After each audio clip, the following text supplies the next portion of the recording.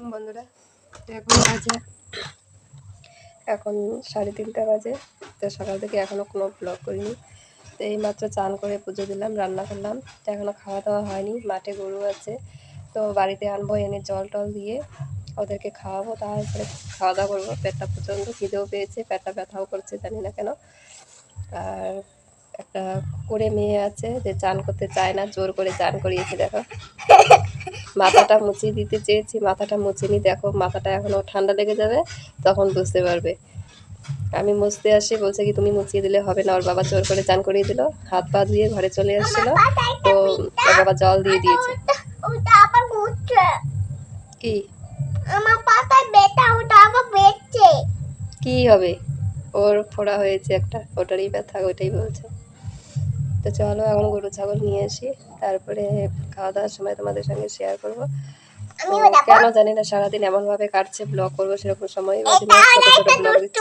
আমি দুষ্টু না, আমি ভালো, বাবাও দুষ্টু, এও দুষ্টু। কি করেছে জানো? এই দুষ্টুটা চান করতে যায় না, জোর করে আমি চান করাই দিছি। হ্যাঁ, এই দুষ্টু মেয়েটা নিয়া, আর যে দুষ্টু মেয়েটা দেখো হাত দিয়া দেখো আমার সিঁদুরটা দুষ্টু মেয়েটা পজা নিছে। হ্যাঁ, দেখছো বন্ধুরা, আর ভিডিও করছে। পূজাও দেয় জানো। আমি মা ছোট্ট বাচ্চা আমি ই কই চান করতে সামাই কই জানো। জানো এই দুষ্টু মেয়েটা নিয়ে আর পারি না। এই দুষ্টু মেয়েটা জল হাতাইছে, তারপরে ও বাবা ফেলে দেবে,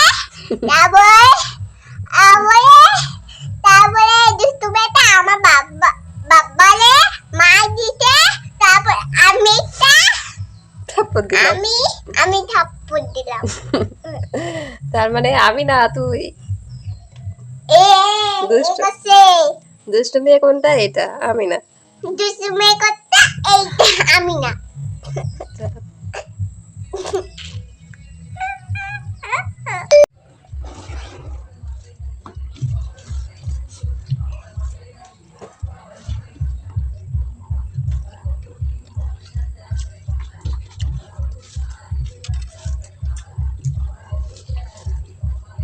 মাছ বাইতে যাবে না আমরা? মাছ হ্যালো, ওই কি হলো? আমার ভাই কইছে কাটা। বাবা, আগে যদি আমার কাটাবে করে দাও, বাতের সাথে কাটা লাগবে। খাইতে পারবো না।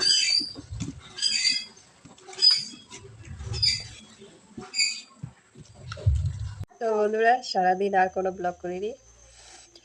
তো বিকেলবেলা গিয়েছিলাম বাজারে। বাজার থেকে বলেছিলাম পয়লা বৈশাখে কি করব, তো সেরকম বাজার করিনি। তো আজকে কয় টাকার বাজার করেছি আরশি দেখাচ্ছে তোমাদের।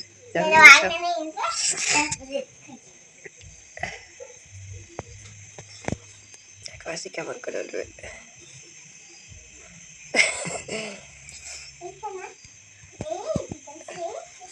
তো আরশির জন্য একটা জামা এনেছি,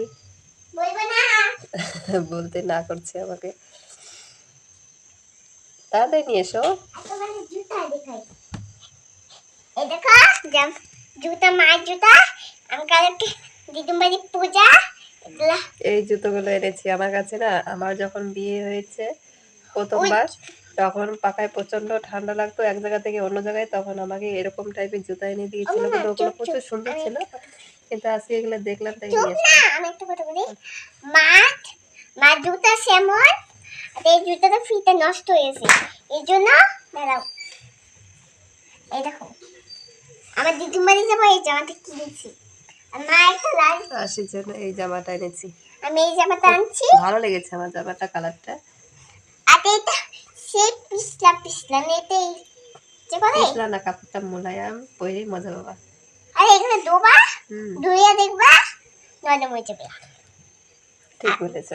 আর কি শান্তি, মা এর জন্য একটা নাইটি আনছি দেখছো, এই নাইটিতে মায়ের কান্না করবে, এই নাইটিতে পরবে, হুম, বুঝছো? এটা উল্টো দিক, এটা হচ্ছে